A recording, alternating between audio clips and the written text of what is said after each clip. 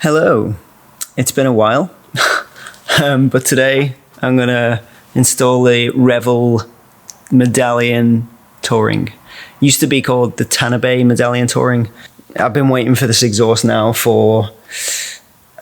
since May, so ever since February when I bought the car I wanted to get an exhaust, and I've been living with the quiet 2JZ sound the whole time. So today we're going to change that. So it finally came in stock, and I ended up getting it through this company, Tarmac Sports, so thank you to them. So this is the exhaust that I originally wanted, and I said I wanted in the IS300 plans video. And then I sort of deviated from that plan and wanted to get the same exhaust as Erwin Ortega, because that's where I seen the exhaust, the Gredi Revolution RS. Because it's a 3-inch system, basically it's a 3-inch pipe, whereas this one is a 2.5-inch. But because this is my daily at the moment, and I've still yet to buy another car that I can drive to work and back, I can't really be starting up that car in I live in a cul-de-sac like this, and I can't really be starting that up in the morning because I leave for work early. I mean, I can, but it doesn't go down well with the Karens. So ultimately, I decided on going for the Revel. Later on down the line, when we put the turbo on, I'll just get a custom 3.5-inch made, because it's way easier, and there's nothing on the market really that is any bigger than 3 inches. The Gredi was the only one I found. Anyway, we're gonna install the exhaust today, and then I'm gonna give a little bit of an update at the end. I know it's been a while since I've uploaded a video, but the reason is I've got this, I've got all the brake parts there, I've got all, Mitsumoto radiator, and inside the house I've got loads of maintenance stuff from Lexus. I've spent a lot of money, and which is fine, but I bought everything in bits and didn't really organize things well. I'll explain later. I'm super excited about this. I know it doesn't look that way, maybe, but doesn't come across on camera, but I've waited so long to hear, the 2JZ sound really coming from my car, so let's go.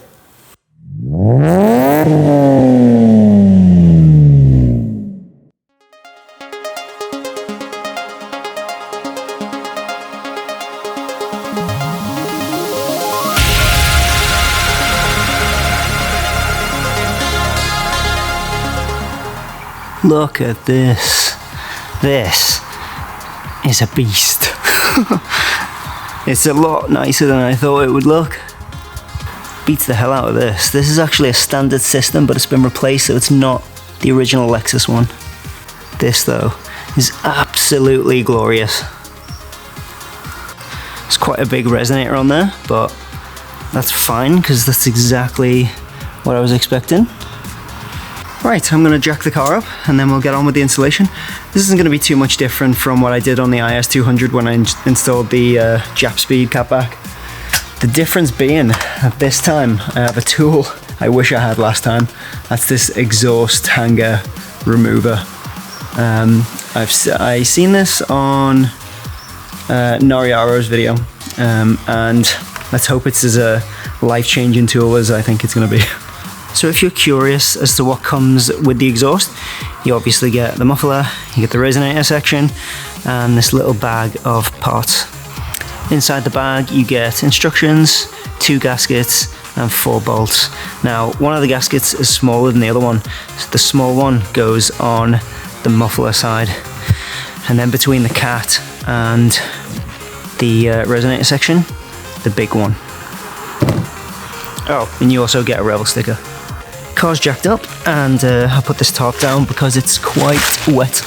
So this is how I've jacked the car up. I've jacked it up via the rear def.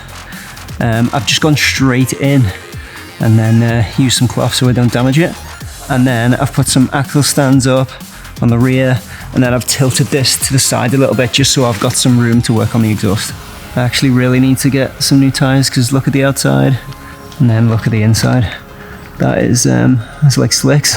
I'm going to use this Milwaukee M18, and I'm going to use a 1/2 inch extension with the swivel attachment and the 14mm socket.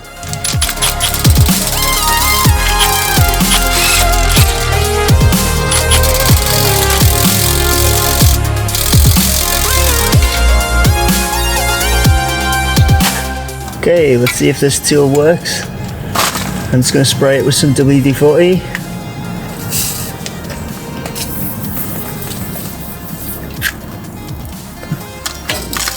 Oh, it's glorious. Ah, I wish I had one of these before. That is ridiculously easy. Go, go, go, go. There we go.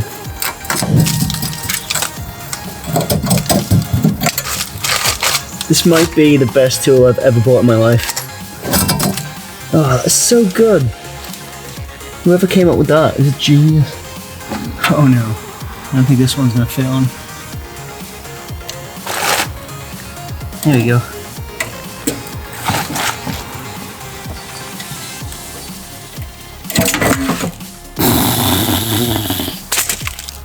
Okay, last one. Ah, so it's easier to get this one off first. So then you can get to the other one through here. It's impossible to get the other one just because you've got this oval gap. There we go. So that's the back box off. Now we're going to take the resonator out.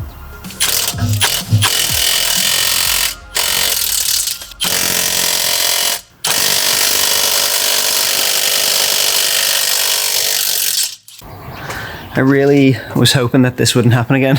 This happened last time where the bolts are just absolutely seized completely. Blah. So I don't know what I'm going to do. I think angle grinder, maybe. I'll try that. See if they come off.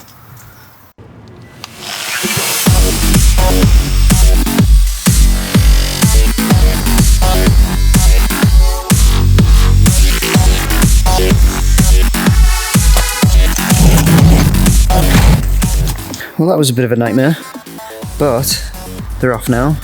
As you can see, there is some difference in length. So the old resonator is quite short, and the new resonator is long. So these hangers are on the resonator this time, and not on the muffler like they are on the original one.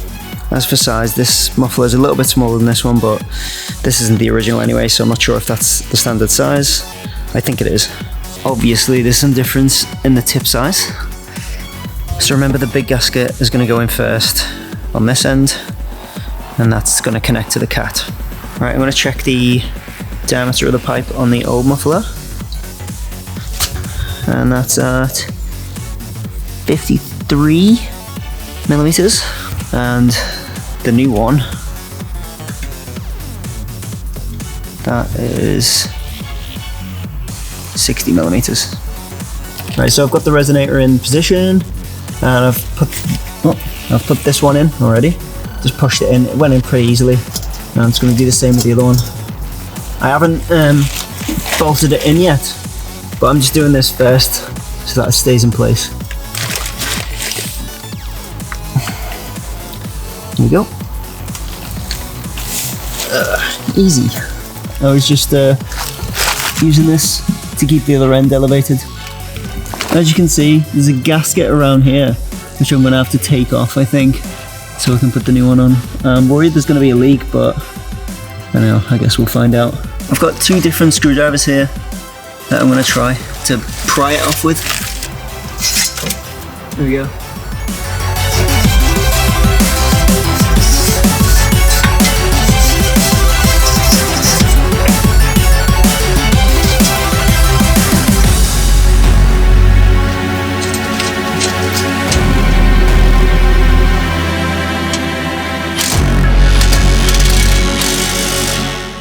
I'm going to do it in the reverse order that I took it out. I'm going to push the left hanger in first.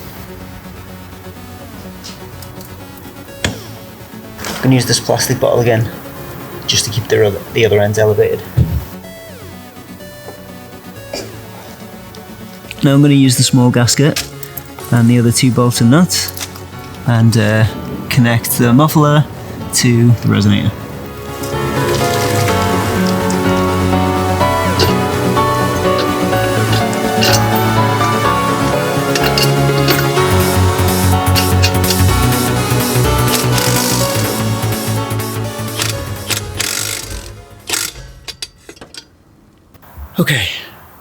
all installed. Let's see. And here it is. It looks so cool. Everything's tightened up. Hopefully you don't get any leaks from that gasket.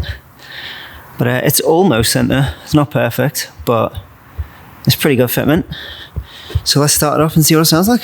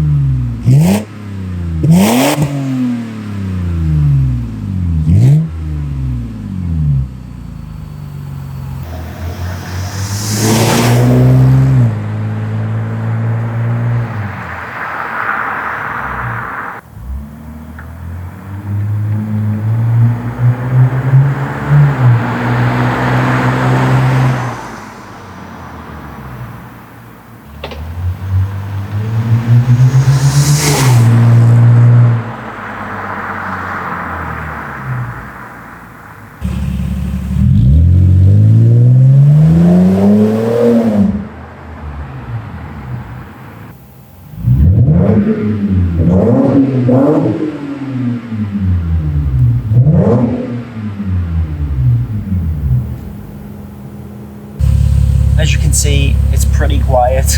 You should be able to hear me really, really clearly. A lot quieter than I was expecting. So it's been about a week now since I installed the exhaust. I've used it all week, starting it up at 6 a.m. and driving to work and back, going on just little drives here and there to see what it was like. And it's very quiet. I did mention that before, but this doesn't mean that it's not a good exhaust. It's a great exhaust. It sounds really good. The tone, it's so smooth. It's not raspy, which is one of the troubles that I've had in the past. It's mainly down to, build quality and the fact that, the resonator on this one is a lot bigger than the one I had before. I'm going to go through some points and score out of 10 for certain things. We'll start with quality, 9.5 out of 10. It's a beautiful looking exhaust. It's really, really nice. It looks like it's been built really well. The welds are really good. The just the way it's been laid out for fitment and everything, and the quality materials that they've used is just really good. Sound, I've given a 7.5 out of 10. The reason I've given it 7.5 out of 10 is just because of the volume. I was expecting a little bit louder than it is. And I understand that, this exhaust is built for to be a daily exhaust with a little bit of spice.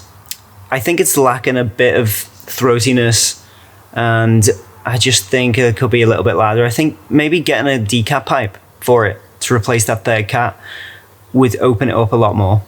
So the main video that I seen on YouTube that influenced me to get this exhaust in the first place actually had a Flowmaster decat manifold and a Megan Y pipe as well. So a straight pipe, no cats, all the way through. And it sounds a lot different to how mine sounds. I know it's still on camera, but you can tell that, it's a little bit more throaty, it's louder, and it's just, that 2JZ sound comes through a lot easier or a lot better. Now, I know I should have checked this. This is my own fault. And, I did want an exhaust that was dailyable, because I've been starting this car up 6 a.m. to go to work every day, and neighbors. So since this is my only car at the moment, which is soon going to change, it's only going to be my project car and I'm going to get something else to daily. I needed something that was, friendly to everyone, but was still, a good exhaust. I don't know if I've made the right choice. I'm not going to keep this forever. I will end up selling it, and I'll probably get either the Greddy, which I regret not getting now in some ways, or I'll get a custom 3.5 inch all the way through. Moving on to fitment, I'll give it a 9 out of 10 because it was really easy, and it fits really well. The only difference is because mine is a UK IS300, I think the bumper extends a little bit further on the US one, so my exhaust sticks out a little bit further. I'm not too bothered about that. But there is one little tiny problem where it's not quite centered. It's a little tiny bit off center. That can be fixed with different exhaust hangers and stuff, so I'm not too worried about that. Everything else was really easy to fit. The gaskets, the bolts, everything was just really good quality, and everything's in line, so no problem. A final category is daily ability. It's 9 out of 10. It's probably one of the best daily exhausts you can have for this, and the reason I haven't given it 10 out of 10 is because it's just subjective. I wanted it a little bit louder than it was, and that's the only reason. I think it's probably the perfect daily exhaust. If your car isn't meant for a project car and it's just for a daily, you could get you can delete the third cat on it, or get a manifold, and it will, it'll open it up a little bit more, and it'll be awesome. I know everyone's going to ask about this performance. I haven't noticed any difference, and I don't think anyone would notice any difference from a modification like this. You really need a full exhaust system to notice anything, I think. And anyone who tells you any different is just kidding themselves. When you compare this exhaust to stock, it's quite similar, a little bit louder and a little bit more throaty, but not so much. It's inside the cabin. This is the thing. Inside the cabin, it's very quiet, but I think on the outside, it's not as quiet as you think. And that's what other people have told me about the exhaust as well. Because the IS300 is so insulated, because it's essentially a luxury car,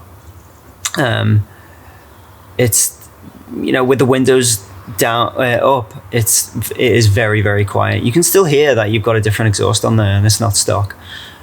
With the windows down, even so, like you really can't. It's not a massive difference, and the only time you'll ever hear it is when you're in a narrow alleyway and it's going to echo, or you're in a tunnel or something like that. You know what I mean? It's the resonator, basically. The resonator is very big, and the muffler is bigger than you'll get from a Canon style Japanese style exhaust. So anyway, I think I've done enough explaining. If you have any other questions, feel free to ask below in the comments, and I'll get back to you within the hour, because that's what I do. I'm going to move on now to a little update. So that's the end of the exhaust section of the video, and I'm just going to let everyone know what I've been up to. I haven't uploaded that much. but I have been doing things behind the scenes. I haven't uploaded since August. It's going to be a video.